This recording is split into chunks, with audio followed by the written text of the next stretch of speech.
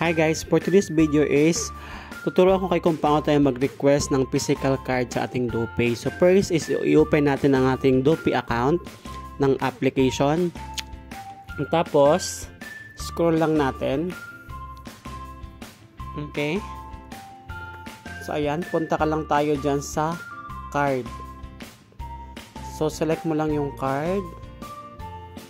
Ayan, so get your free DoPay card now. So yan, so para mag-request niyan, order now ka lang. So click mo lang yung order now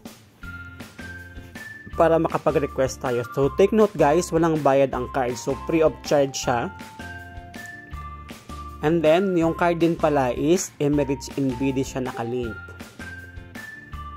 So ayan, so request na. So check mo lang yung details mo, pangalan. Kung tama naman, continue mo lang. So click mo lang yung continue. Ayan. Ayan, nakalagay na yung name mo sa card. Tapos wala kang babayaran. 0 siya. So click continue pag okay na sa'yo.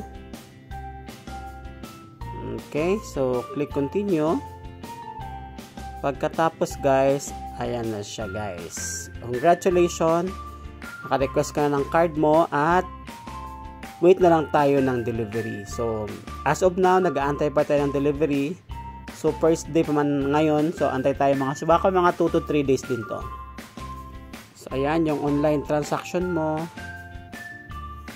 Yung details mo, makita mo yung IBAN number mo at saka yung address.